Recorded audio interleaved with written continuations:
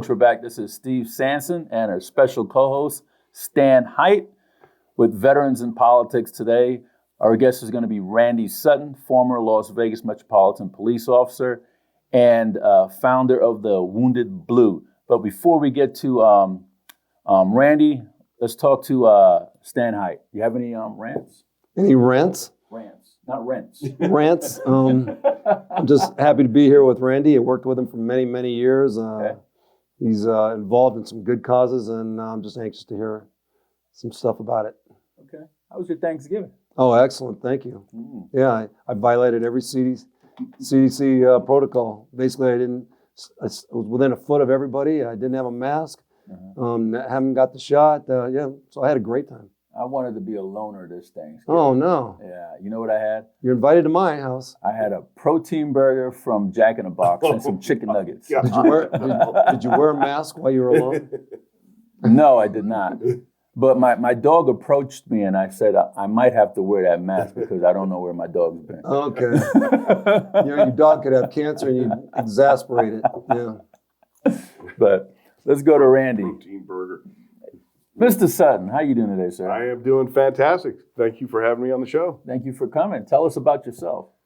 Well, let's go back many, many years. Sure. I was a police officer for 34 years total. Wow. I did 10 years in the state of New Jersey, in a small town called Princeton, where the university is. Familiar. That was my hometown. And at the time I got on the job there, they had just changed the age of majority from 21 to 18. So I became a cop at 19 years old. Don't you think that's too young? Absolutely. To be a cop? Yes. But you can't even drink, but yeah, you could throw somebody in the they ground. had changed the age of majority. Oh, they changed that too? So you could drink, you could Wow. vote. Now, one thing you couldn't do, you couldn't buy ammunition. You had to be 21. So I'm getting ready to go into the New Jersey State Police Academy, and my mom had to go buy my bullets for me. Does that make any sense to you? No, of course not. You're a cop at 19, and you can't even buy your own And ammunition? now I look back at some of the decisions I made as a 19-year-old cop. Oh, my God. I like to hear some of those decisions you made. Everything. The world was very black and white to me then. Okay. And I arrested everybody for everything. Everybody went to jail. Well, everybody got a ticket. Everybody went to jail. I didn't know the difference between. Well, actually, you know what? I actually had a life-changing moment, which affected the rest of my career. I was fortunate enough to work for a sergeant who is still to this day one of my closest friends, and he was a natural leader. You know, he was he was a guy that worked himself up. He was my sergeant, and one morning after graveyard shift, he says, "Hey, let's go to breakfast." I said, "Sure." So we go to this little diner in New Jersey, and I'm telling him all about I did this, and I arrested this guy, and he's listening, and he says, "You know what, Randy, you are really a good cop." And I'm like, "All right." He says, "You're a great cop." He says, "You know the laws, you're working all the time, search and seizure this." He said, "But do you know the difference between being a good cop and a great cop?" And he threw me on that one. I didn't, and I said, "No." He says, and he got a smile on his face. He said, "It's one word: compassion." Changed the course of my entire career. Yep. It was like somebody hit a light switch, literally, and I went. And that shows you the kind of leader he was. He didn't humble with compassion. He didn't beat me up with it, right? He led me to the conclusion. And then opened the doorway for me. I never forgot that message because it affected the way I was I retired as a police lieutenant. So I was, I was a sergeant for, I think, 14 years and then a lieutenant for 5. So that affected my leadership style for the rest of my life, which shows you what real leadership does. So it was a valuable lesson. So I stayed on the job there for 10 years. And quite honestly, I got bored. It was a 30-officer department. Was Princeton University area. We called ourselves grin and wave cops.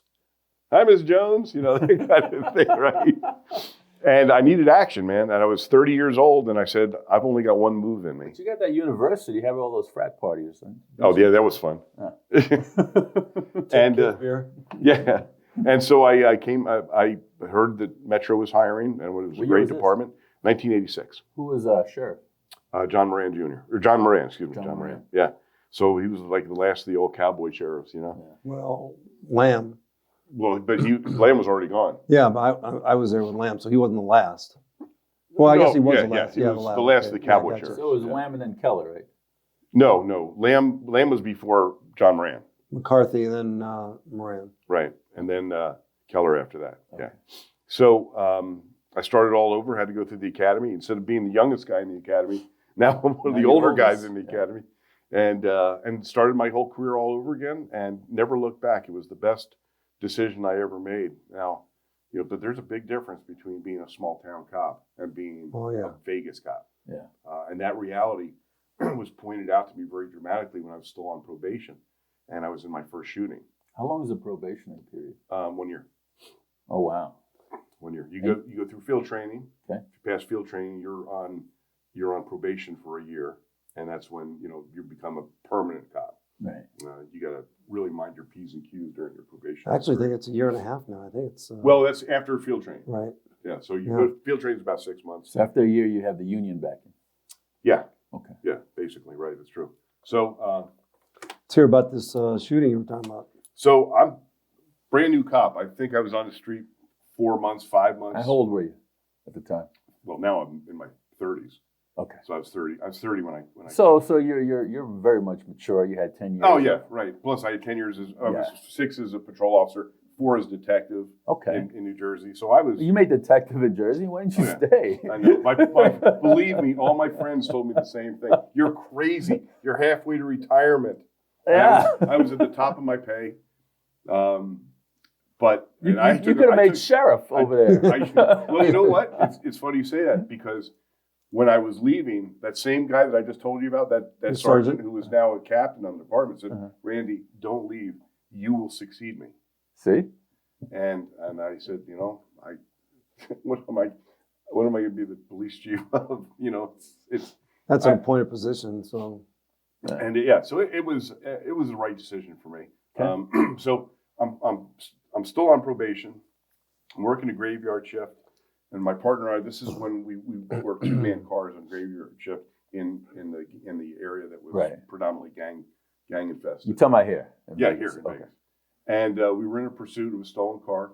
It's like 2:00 in the morning, and the car crashes, and people bail out. I go after the driver. My partner goes after one of the passengers, and I'm chasing this guy through a housing development, or public housing. Was this by Nellis Air Force Base? No, this was right off of Washington and Bonanza area. Okay.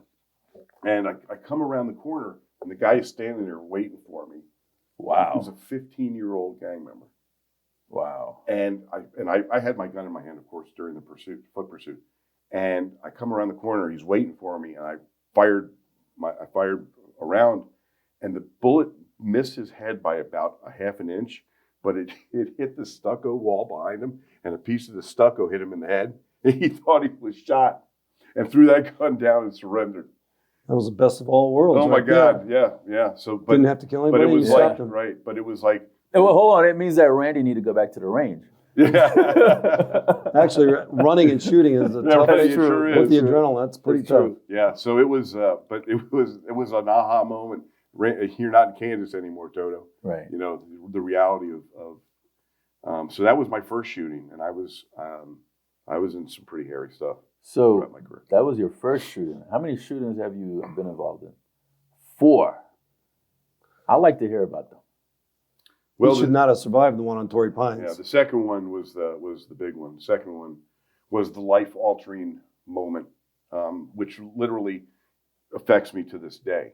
And it was what Stan said is exactly right. I should not have survived it. It was we now call them active shooters. I was there on that one too. Yeah, that's right. I was there. So we get a call that there's a guy dressed all in black, and he's got a shoulder holster on and a pistol, bandoliers of ammunition, a sword, and he's shooting at kids at a high school dance on Torrey Pines. What year was this? 1989, November 18th to be exact.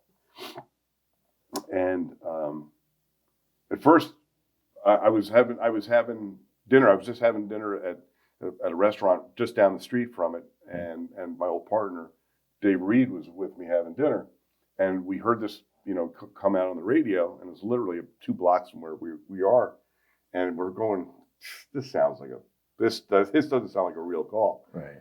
But it became very apparent this was the real deal because there was 2 couples on a double date, and they were following them, and they were on the phone with 911. And he says, okay, they're shooting at the kids again. They're diving for cover. And now the pucker factor is in serious play here. And the suspect realized that these people were following him, turned around and fired around right through the windshield. Oh, boy. And it went between the heads of the 2 couples. Oh, boy. At which point the driver said, I think I've done my civic duty. Yes. And off he went. And now we're pulling onto the street. I'm pulling onto the street, and there's a patrol car that gets there before me with a field training officer and his trainee. And they light this guy up with their spotlights and their headlights. Okay. And he's dressed exactly like the report. He's walking directly towards them with the gun in his hand. And I'm expecting to see that they're either going to shoot him, Right. or, I can't hear him, but I know they're saying, drop the gun. Or he's going to turn and run, or he's going to raise the gun, or he's going to shoot himself. So all these images are playing out in my brain as I'm pulling up, but he does something that nobody expects him to do. He calmly walks towards these 2 cops, puts the gun back in his shoulder holster, and walks right past them. And now I've got Going where? Well, and what he did was he now made a left-hand turn. He was walking up an apartment driveway, and there's a group of people up there. Now our helicopter has gotten there, so now they're lighting them up with their 80 zillion candle power light. And this is, so I'm behind him. He's walking towards these people, and I can't let him get to these people. Right. And this is the moment that I've trained my entire life for. Okay. The moment when you have a life and death decision to make. But it's not just a professional decision. It's a very personal decision because you are the giver or taker of life. Mm-hmm. And I didn't want to shoot him in the back. No. So I ran up behind him. I had my gun in my hand. I ran up behind him, and he hears me. And at the last moment, he turns. And when he turns, I did a flying side kick, like Bruce Lee, and I hit him. Did it make Facebook? I'm messing with you. Luckily, there were no phones back then. I kicked him. Didn't have the desired effect, unfortunately. He went down like this, and he came up with the gun. And he and I were as close as you and I are. Oh, boy. And our gun muzzles were almost touching. Oh, boy. And we both fired at exactly the same time. So he hit you. And I wasn't wearing my vest. Oh, boy. Come on, Randy. And it was uncomfortable. Really? How about vest. dead? Yeah. Well, so we fired, and I fired 2 rounds and my gun jammed. Oh, boy. I mean, you think about what the worst case scenario. No vest. No vest. No my gun's not cover. working, Close proximity. No cover. And your weapon jammed. And my weapon jammed. His didn't. And he's shooting at me. And I'm waiting to feel what it's going to be like, to feel that bullet enter me. And this is all taking place in seconds, milliseconds, really. Mm-hmm. And I had no cover, and my gun's not working. So I rolled onto my back, and I'm twisting from side to side. You trying to dodge the bullet? I'm trying to dodge the bullets, and he's trying to shoot me. And little pieces of asphalt are hitting me, and I'm going, Is that the one? Right. And now the rotor wash from the helicopter is above us, right? And that's throwing up sticks and rocks, and that's hitting me. And remember those 2 cops that were there before me? Dave Reed and his trainee, right? Yeah, no. It wasn't them? No, it was. Didn't they have a sniper in the helicopter? No. No. It was it was somebody else. I don't know. I thought it was Dave. No, Dave got there. Dave enters the story here shortly. Okay. So he's trying to shoot me. The 2 cops that were there, they see me go down, and they open fire on this guy. Right. Now their bullets are zinging over me too, right? and friendly fire. And friendly fire, right? I don't know who to be more scared of, right? They all do the same damage, Yeah, right? that's right. So then Dave Reed pulls in, and and the helicopter saw the muzzle flash, saw me go down, and radioed officer down. Mm-hmm. Shots fired. Dave pulls in, and he aims his police car at the guy. He's just going to run them over, Right. which was a nice theory. But when you're in a critical incident like that, you have auditory shutdown, you have tunnel vision. So he didn't see these big cement stanchions that were in the way. And he hit that stanchion at about 30 miles an hour. And it sounded like an explosion.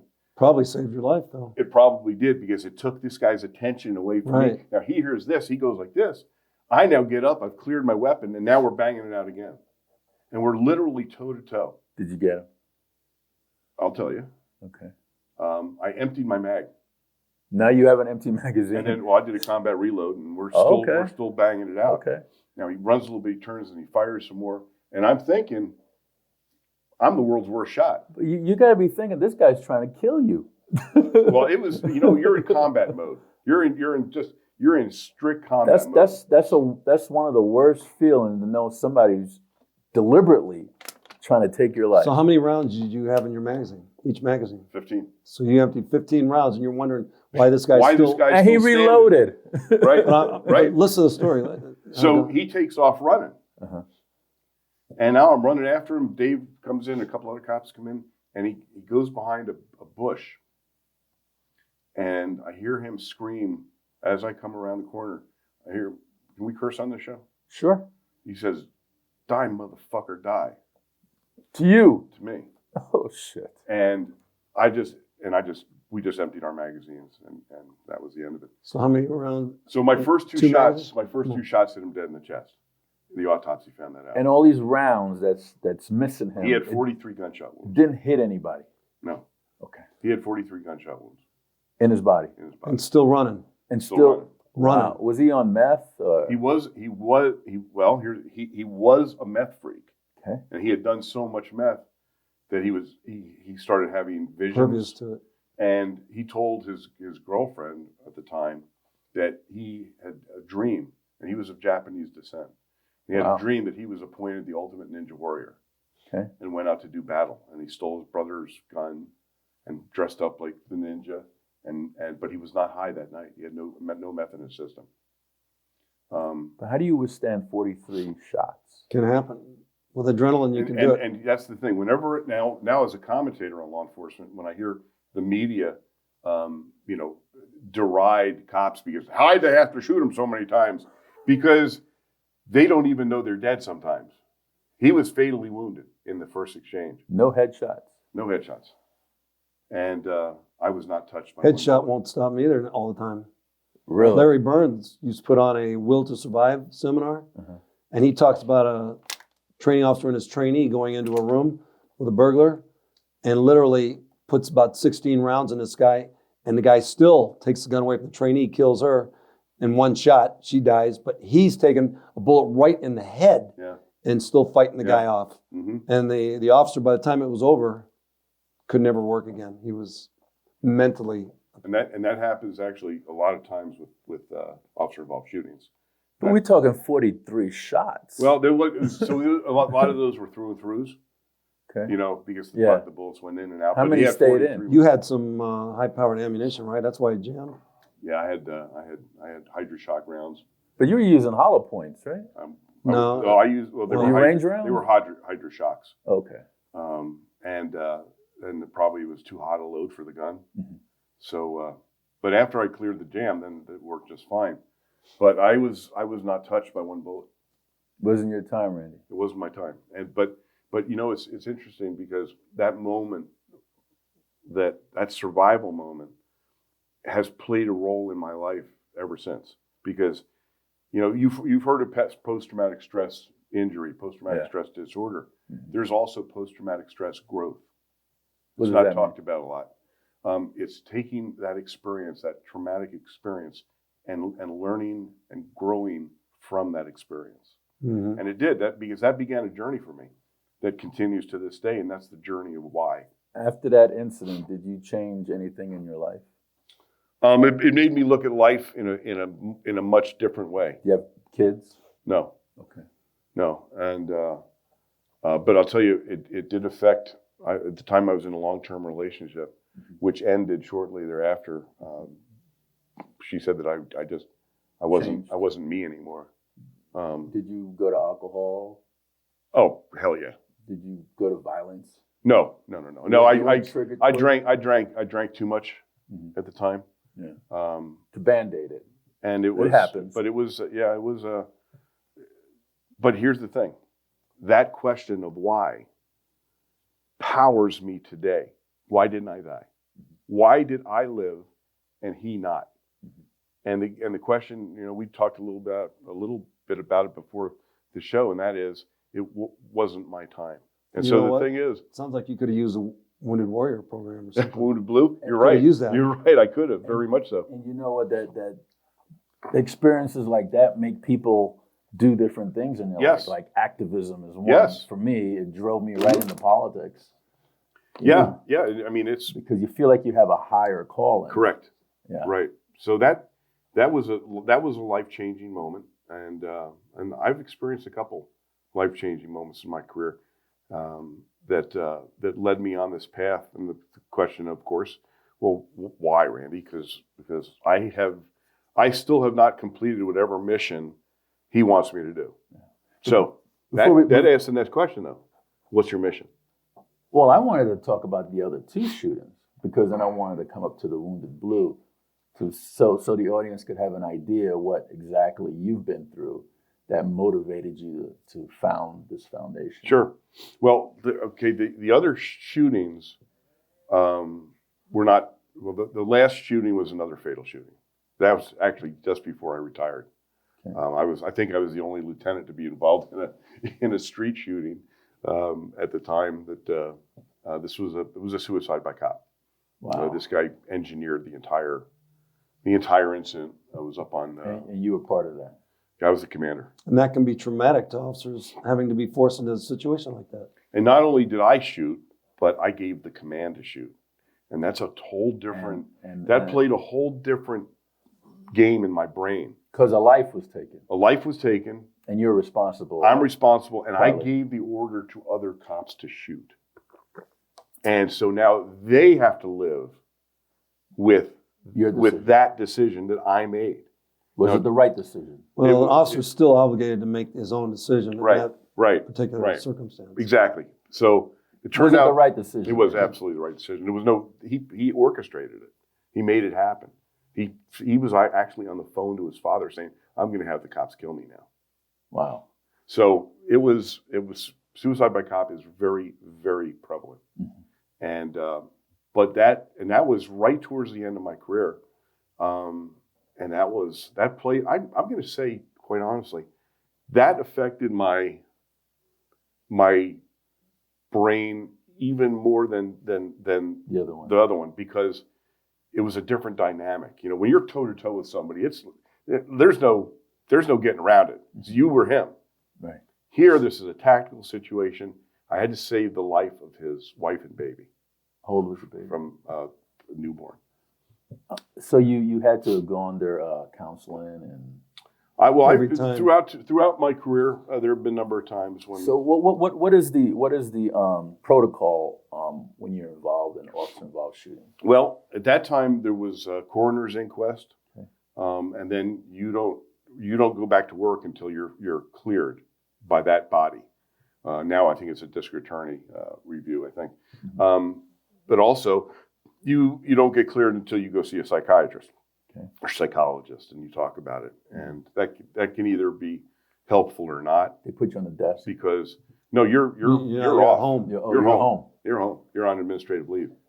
And Sometimes that makes you feel a little dirty. I mean, it just makes you feel like it's funny you say that, because I just literally days ago I had a conversation about this very topic about how we traumatize our cops. right. And now you go on admin leave, which has a negative connotation. And now you're thinking about it constantly. Right. You're thinking about it constantly. You now are labeled administrative leave, which people in the public look at, oh, he's on administrative leave. You're ostracized from your buddies. So we're trying to create a movement that now calls it critical incident leave, as opposed to, because it destigmatizes it. Right. And that's part of what I do with the Wounded Blue. That's what we work with injured and disabled cops 24/7. I want to get to the fourth shooting before we get into Wounded Blue. The fourth shooting was, And then I have a question after that. I missed the guy. So it doesn't really count. Yeah, And it turned out it was a good thing. Does. It turned out it was a good thing I did miss him. The guy had done an armed robbery, Right. and I spotted the vehicle. Okay. Other cops got there. He slammed on the brakes and he took off running. Right. And the literally, we didn't even have a unit at the scene yet, but it was reported as a gun. And so I'm running right on his ass. I can't quite get him, And I know How hard is it to run with all that equipment? oh, hard. it's hard. It's very horrible. But I was in pretty good shape Plus, back then. yeah, but still, you're at the end of your career, so you're not young. No, I was a sergeant at the time. Oh, this is earlier? Okay. Yeah, this is earlier on. Okay. And I'm right.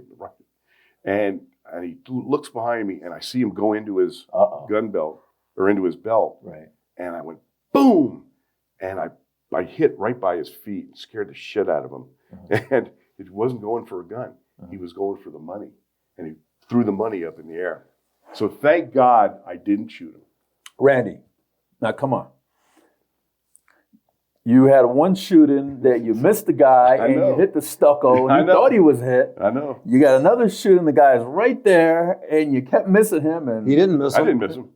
The second. That's right. That's right. You did get that one. You got to remember in the movies, you hit a guy, he flies 6 feet backwards. Yeah. The bullet's little. It doesn't do that to you. It goes in and you fall forward. I forgot the other shooting. The other shooting was with the shotgun.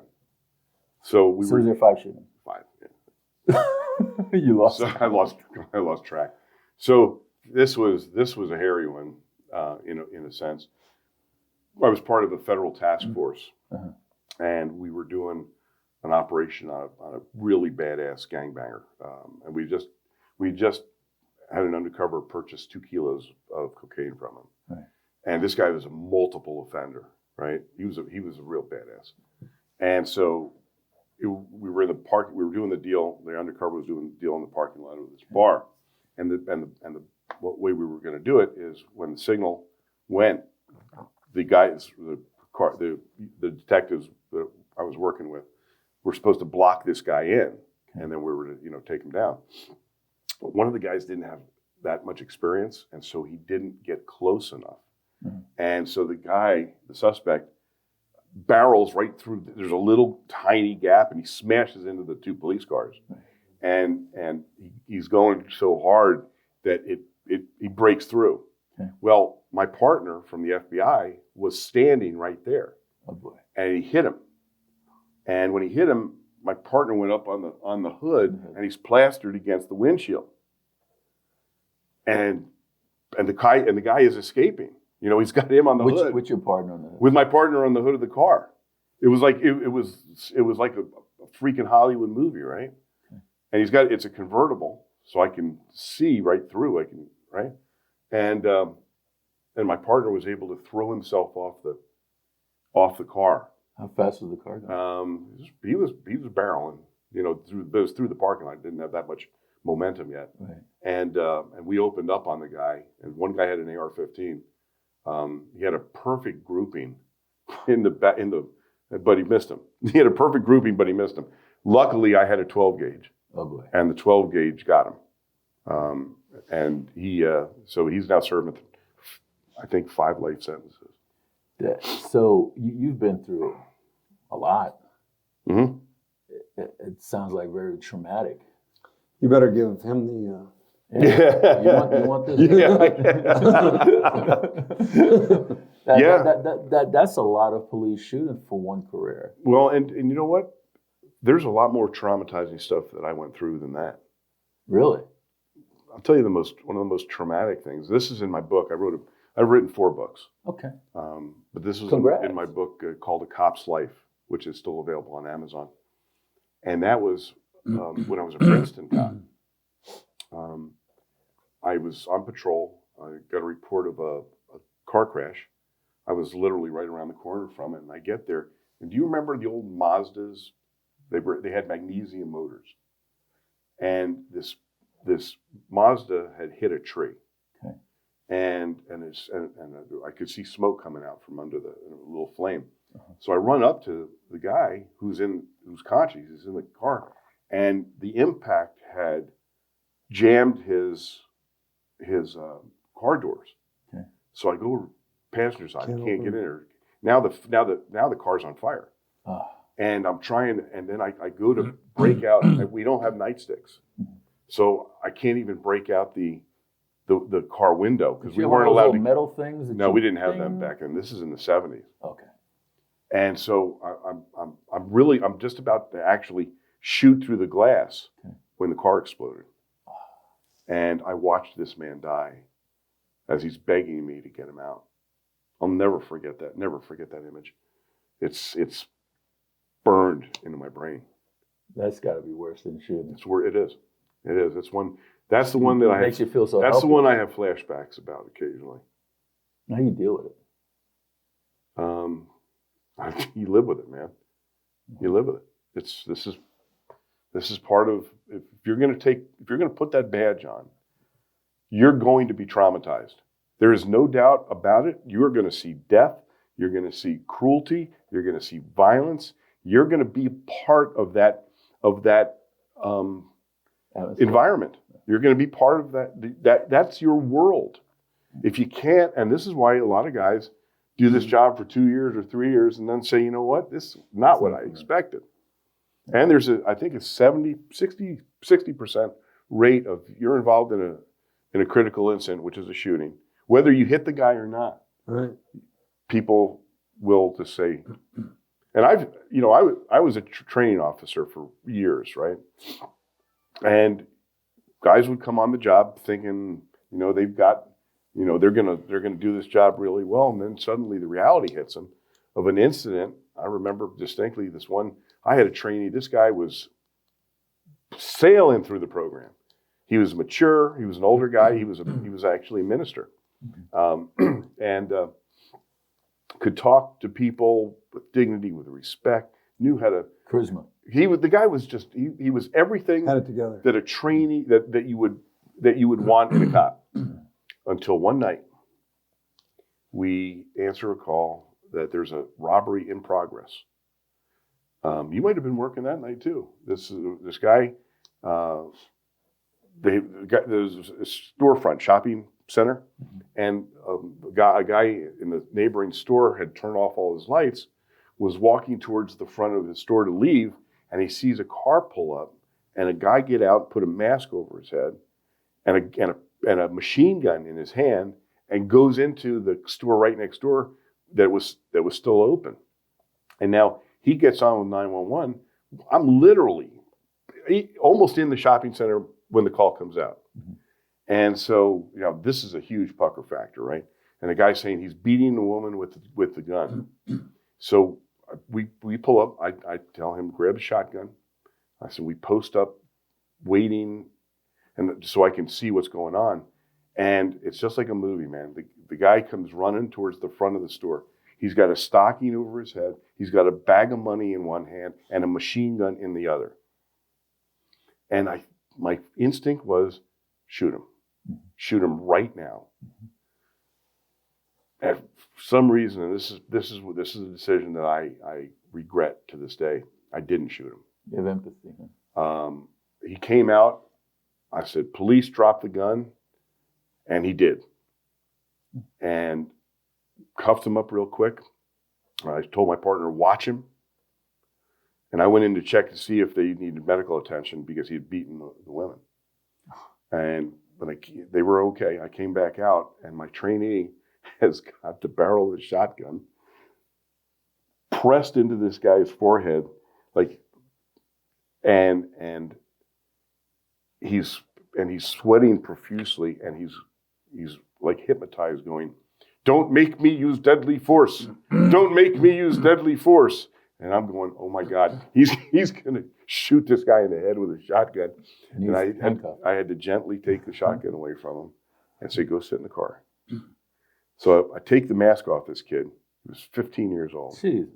And he said to me, "I should have killed you when I had the chance, motherfucker." Oh. And I knew right then I made a serious error. And it was borne out because he went to juvie for like a year. They released him, and he killed a woman in a wheelchair. So this is the world that we live in. This is a cop's world, right?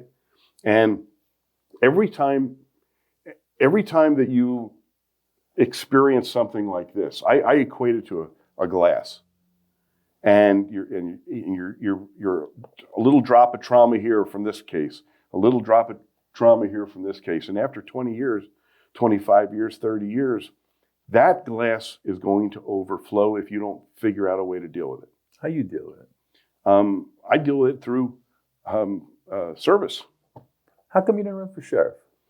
I've been asked a number of times to run for sheriff. Politics is not my thing. It's if I was a very wealthy guy and I had $2 million of my own to run a campaign, I might do it. But I'm not going to go ask people for money and then be I haven't been able to do that. beholden. I can't. It's I too. can't do it either. It's just not. It's not who I am. And so, Oh, and I can actually doing what I do now. what about under sheriff, assistant sheriff? How You have to come- be appointed by the You sheriff. got to be yeah. appointed by the sheriff. Yeah. No, my law enforcement career is done. I did 34 years. I did 34 years. I don't look back with any sense of regret for those 34 years. So you did patrolling the whole 34 years? No, I did a lot of different things. I was in narcotics. I was part of a federal task force that was on a plainclothes job. That's when I shot the guy with the gangbanger.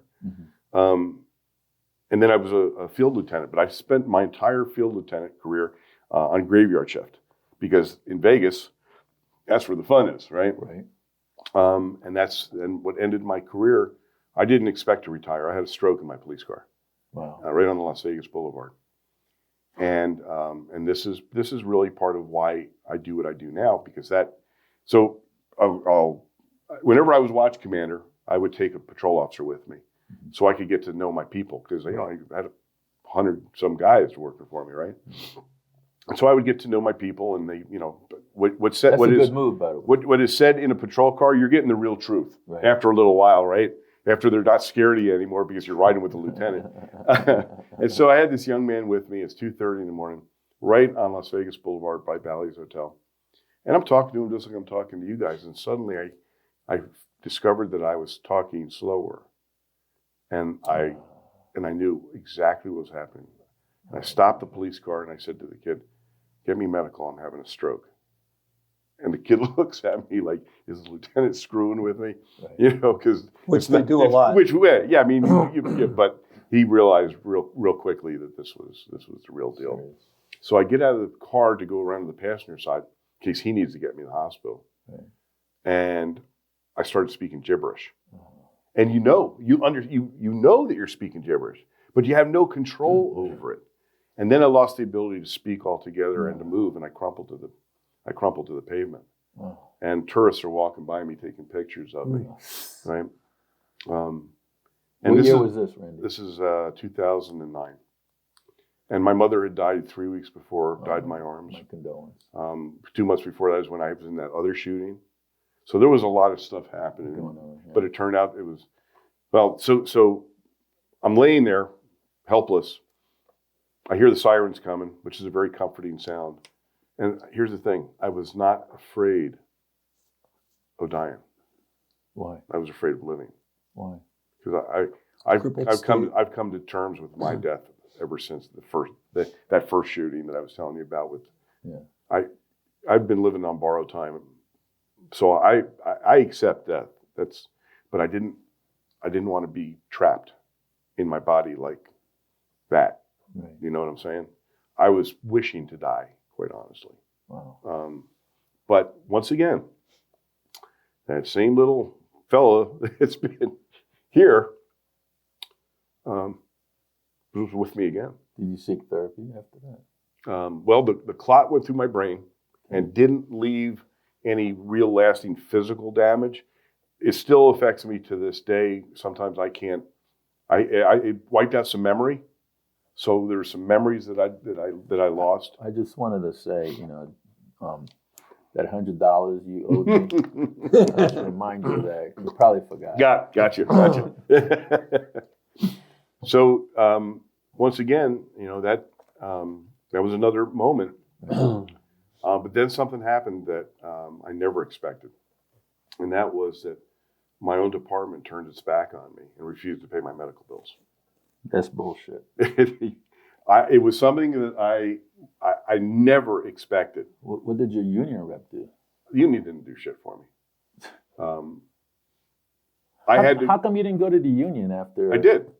You were on the union. Yeah, I was in the union. Everybody, yeah. No, I'm saying be part of their executive board. No. He had his own thing going. So they forced me. Now they knew they had to pay, right? It's a workers' comp claim. It's under the heart lung why bill. would they do that to somebody like you in 5 shootings? Well, I'll tell you why. They do it to everybody. I didn't know it. Anybody, they would. So here's what I came to find out. So I now have to get a lawyer, and I have to sue. I have to fight in court to get my medical bills paid. Meanwhile, the bill collectors are knocking on my door. Yeah. My credit takes a hit. More stress. I go to see the sheriff, a guy who I served with for 24 years, and I said, "How do you treat me like this?" Who is this? And he looked at me and he said, "Randy, this is not personal. This is just business." I'll never forget those words. It was just business, and that's the reality. I thought Metro's a family, right? So, well, it's a dysfunctional family.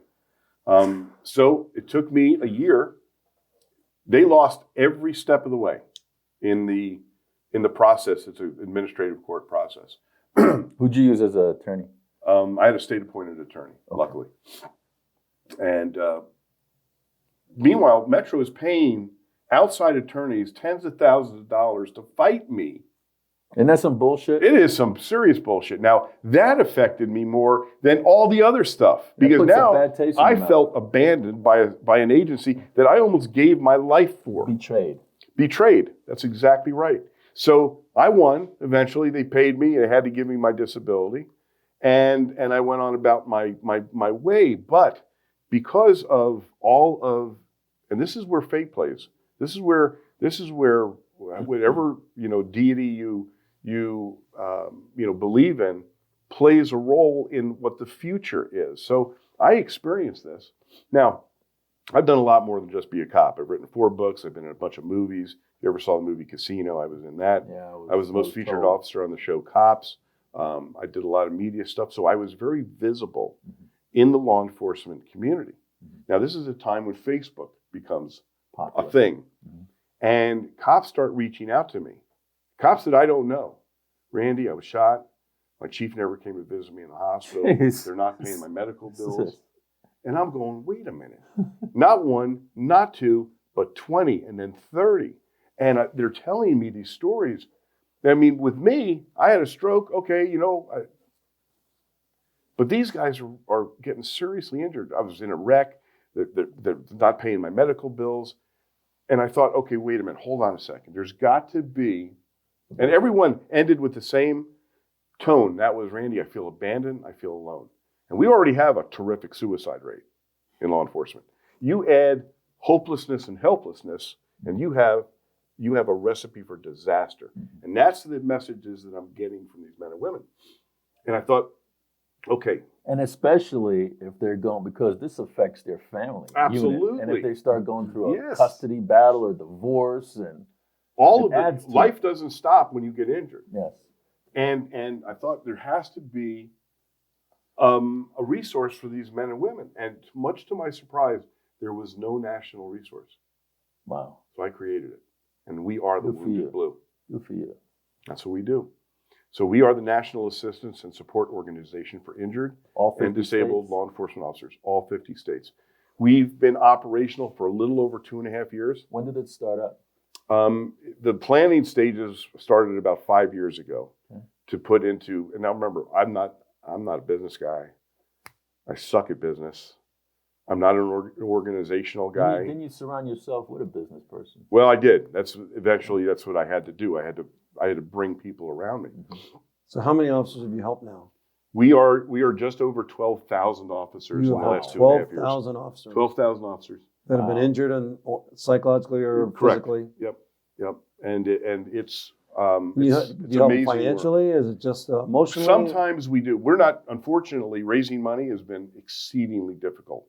I can't tell you how disappointing it's been for me to sit with corporate executives saying, Randy, we really like your mission, but we can't be associated with it because it's the police. Why? Oh, listen, we were going to do a fundraising. We're talking about wounded officers. They don't care. And here, that's it. I thought when I created this organization, I thought, you know what? This topic of wounded and disabled officers should bring the people together. Right.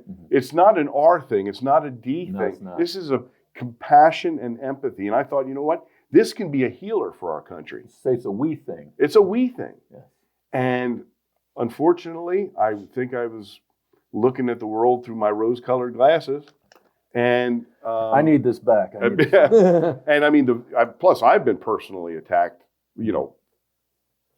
thousands of times because I'm very active on social media and on media. I'm a commentator for a number of news services, and they attack me all the time Because you're telling the for truth. creating an organization defending that helps police injured and officers. disabled cops. So it's been really. So what we do so is how do you get over that stigma? you don't. You just work. You work through it. You remain focused on the mission, and they can say anything they want to about me, and they do. They do. I'm apparently a very bad person in a lot of people's You lives. can't really talk crap about somebody until you actually walk in their shoes. Well, that is not the American way any longer. I wish it was. I mean, you've been involved in 5 shootings. You've helped so many police officers, 12,000. Yeah. You've been an officer for 34 years. That alone should stand by itself. Listen, I can't worry about what people think about me. Yeah. All that. If you worry about what people think about Same you, with me. you're Same with me. I don't You're worry about going what to people spend think so about much me. energy. Exactly. Screw it. And that's exactly what they're trying to do, trying to take Yes. your focus off Right. the mission. Well, So what is your day-to-day? So what we do, Thing you do. my team is all over the country. I have the most amazing people as part of my organization. We have a team of about 30 trained, certified peer team members. They're all certified. officers? They're all, well, we also have some spousal support because we found when their cop is hurting, who else is hurting? The family. Exactly. And we've created this is one of the things I'm most proud of. We've created a program called Code 4 Total Wellness that we give to injured cops. Because very often, What's code for? Code 4, I'll explain it to you in just a moment. Because a lot of these guys, once they get injured, they get fired. Fired. So we have a documentary film I would love your viewers to watch. What's the name of it? It's called The Wounded Blue, Service, Sacrifice, Betrayed. But if you just go on Amazon and put in The Wounded Blue, you'll see the film. Or go to my website, thewoundedblue.org, and download it from there. It was a film that was directed by Jason Harney, who was a former sergeant, a retired sergeant with Metro, who was Is he a related filmmaker. to Steve Harney? Yes, his son. Really? Yeah. Because Very- Steve Harney was the PIO for NHP. Yeah. And he also ran for county commissioner. Yeah. That's him. And Jason is a very, very talented filmmaker. And then don't forget John Harney, who was Right. ran for public administrator. Uh-huh. I think it was, yeah. Right? Exactly. So we have this film. It will shock you. It will shock you. Is it a series or? I have a 6-part series on YouTube called Voices of the Blue. So I have both. I have a series on if you go to Wounded Blue TV on YouTube, you'll see the series, also directed by Jason. And then we have the documentary film. It'll shock you. So Code 4 Total Wellness. A lot of these guys lose their benefits when they get injured. Cops, literally. But on the job, they're injured. Correct. How do you? Well, lose your okay. benefits? Here's what just happened here with Metro, and this shocks me, although it probably shouldn't. But Metro is a big agency, and if a cop gets disabled with Metro, they've always found a spot for them. They would find an administrative spot or Light duty. light duty spot, and they would keep them on until they could retire, which is the compassionate That was the thing to family do. It's thing the right that you thing were to talking do. about. And then this year, the sheriff changed that. If you cannot return to full duty in a year, you're fired. Fired. I think that's been Fired. longer than a year, though. It's I been longer. just heard about it. Yeah. I just heard about it. I think that's been happening. So, and that unfortunately is actually around the country, that is not that's not unusual. And you know something, Rand? They got some bad apples on there, and they keep. And Yeah, that's a whole nother topic. That's a whole nother topic. and then you got cops that are injured on the job, and they want to terminate them. Mhm. That So It's our- business. It's business. So it's Dude, that's it's business, right? So when you see this film, I'll give you one example of this of what happened to this guy, and that's why I'm going to tease you with it so you can see it on the film. Police lieutenant in Oklahoma. They get paid so bad anyway. The guy is not only a full-time police lieutenant for one department, he's a full-time patrol officer on another department, so he can feed his family. He's got a wife and 3 kids. He's like police work. Well, that's I'm just kidding. That's his calling. Yeah. He loves it. So one afternoon, and this is all captured on video, Okay. a neighboring city police officer, neighboring county cop, makes a car stop on a darked out SUV. You can't even see into the vehicle. And this officer is experienced enough to be suspicious. He doesn't want to approach the car by himself, so he requests a backup. This lieutenant gets there to back him up. He fills them in real briefly. And as they approach the SUV, it takes off. So now they get into a pursuit, and they're going through rural Oklahoma. They're doing 120 miles an hour. And what they don't know is that there's 3 hired killers in that car, contract killers on the way to kill a federal judge. Oh, Jesus. And as they're in pursuit, you see suddenly the back windshield gets blown out from them firing an AR-15 at the police. One of the rounds hits the police lieutenant in the forehead. He goes unconscious. He loses control of the vehicle. It tumbles about 46 times, comes to rest in a ditch. And how he survives is absolutely, an incredible story that he did survive. He's got a bullet in his head. They don't pay his medical bills for a year and a half. They don't give him the proper care. They won't give him a neurologist saying it's medically unnecessary. He loses everything. And it's not until a TV news station did an expose on it did they pay his freaking bills. Just to pay his bills. They had to have exposure before. It had to be exposed, exactly. To this day, this happened in 2015, 2016. To this day, they gave him 1 year's salary, which is $36,000, and they told him to go away. You're fired. That's happening across America. What would you do about I something take like care that? of my family. That's the way I am. Okay. Definitely. So this is the fight. This is the fight. This is the battle, and it is a battle every single day that these men and women, and my team, have all experienced this. My whole team has been shot or stabbed or beaten or run over. They've all experienced this. They've all been abandoned by their departments. So they still want to continue to serve. But many of these people are shot up. They're in wheelchairs. And yet they continue to serve. Now that is heroism. That's real heroism. This lieutenant, can he still perform? I mean, not as a police officer, but can he perform tasks? He's cognizant. He knows. We actually had him. I had an event last week. It was called the Law Enforcement I put him to work doing Survival Summit. Just the same salary? And then we had the Brothers in Blue Bash, and we created an award called the Order of the Blue Heart. And it's the Purple Heart for cops. And we presented him and 5 other cops with similar circumstances. You should have seen it. Tommy Lahren, the Fox News host, was my co-host. Because something like that will make that officer feel like he has no hope. Yeah, absolutely. And want to take his life because he figured him being dead he's worth more dead than alive with the life insurance. You have no idea the number of cops who have said that to me personally. Right. I wish I'd died that night, Randy, because at least my family would be taken care of. You know, if more people would stand up too, it would cause other people to come forward and help. Just the fact that somebody stands up like you or Tommy Lahren assisting you, other people would like to, they'd like to get involved. It inspires them. It just needs to be promoted on shows like yours. Yeah. That's the purpose of these shows. Yeah, to that's right, expose. exactly. Because a lot of cops don't even know we exist because there's 18,000 different police agencies in this country. I'll take care of that after the show. Okay, all right. And 80% of them have less than 20 officers. So so I was telling you about Code 4, because this is critical stuff. Even departments that try to do it right, that have a PEAP, a Police Employee Assistance Program, there is a huge distrust factor. Cops do not trust their agencies. They don't trust their administrators. They don't trust their chiefs. And so That's going to change, Steve. That's going to change. How could you not I know. trust the organization you work for, Right.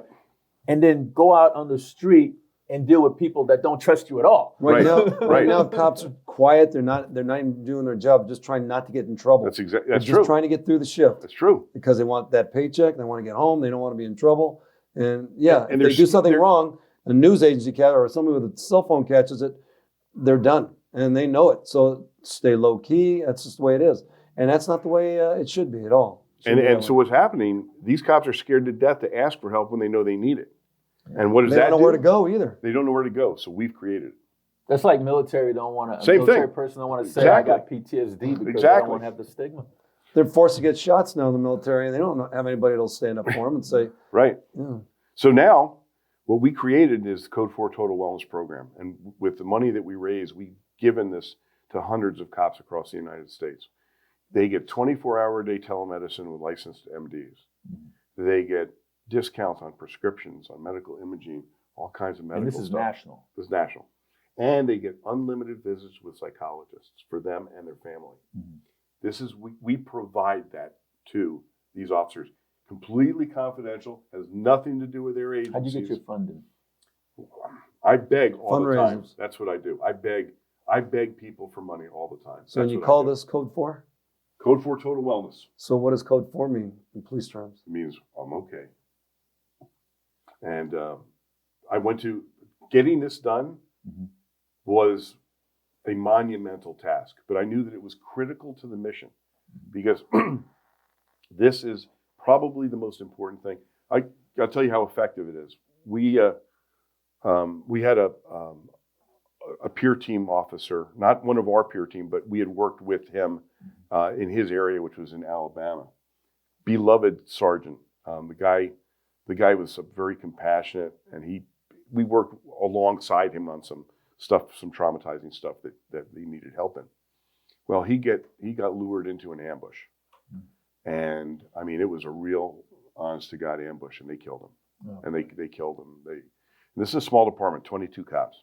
They never experienced the line of duty death of a police officer, so it dramatically affected the entire department. So I and a couple of members of my team met with the chief and his entire department. And we gave every single one of those officers Code 4 Total Wellness. Wow. And the chief called me months later and he says, Randy, I don't think you understand how important what you did, what the effect was. And I said, well, I think. And he says, no, you don't. And I'll tell you why you don't know. He says, because my cops make $15 an hour. Jesus. They could never, ever afford. What do we pay a kid in high school that's working at McDonald's? Well, so I'm leaving. Oh, I'm leaving that town, and I see they're building a Chick-fil-A, and the starting pay $15 an hour in that town. So you want to hear something worse? Sure. So I have a radio program. It's called Blue Lives Radio, the voice of American law enforcement. What channel? It's on the America Out Loud Network. It's also on iHeartRadio. Okay. So part of my program is each week I read the names of the officers who were killed that week and I eulogize them. It's called End of Watch. So about a year or so ago, I'm doing an end of watch on a Pennsylvania officer who was answered a domestic disturbance, very rural Pennsylvania. He wasn't even a cop in the town, but the state police didn't have anybody, and they asked him to go handle this call. He walks up on the porch and is immediately shot to death. Jesus. By the homeowner, right? So I eulogize him. About 3 days later, I get a message from a coworker of his.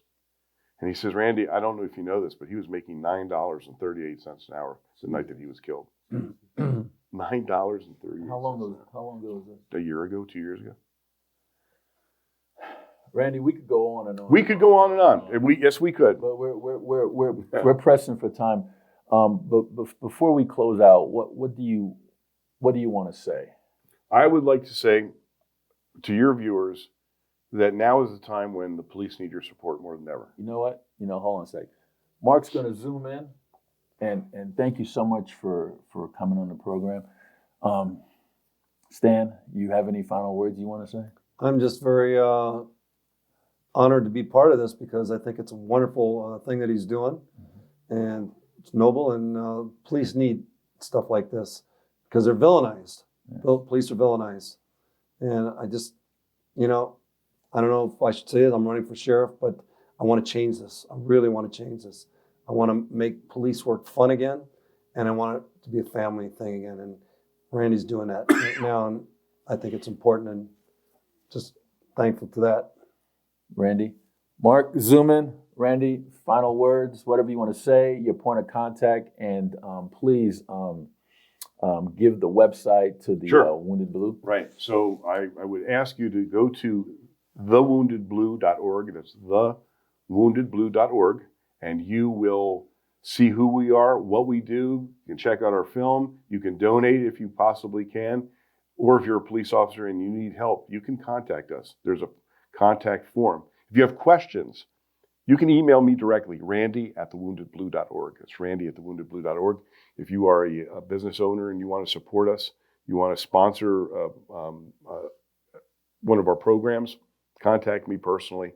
I do believe that now more than ever, people do care about their cops, and you can show it, and you can be part of it by supporting the Wounded Blue. Thank you so much. Thank you. Folks, that's Randy Sutton. He is the founder of the Wounded Blue, retired Las Vegas Metropolitan Police Department officer, and thank you to our special co-host as well, Stan Hite, who's a retired Las Vegas Metropolitan Police officer, and he's also running for sheriff. But I just want to thank both of you gentlemen for being here. It's been an honor. Thanks for having us, Steve. Yeah, really. Thanks for having us. It's been fun, and man, I didn't realize how your story was so life-changing for many people, and what you did, and how you accomplished, and how you rised up, and it just made you a better person today. All those bad nightmare experience made you who you are today. Yeah, you're absolutely right. And you could have just went under a bridge and just drank, but you decided to turn that leaf around and make it a positive, and to help other police officers. And for that's truly admiring, and I really appreciate that. Thank you. I appreciate that. Folks, Randy Sutton, LVMPD, retired Wounded Blue founder. This is Steve Sanson, Stan Hite with Veterans in Politics. Until next time.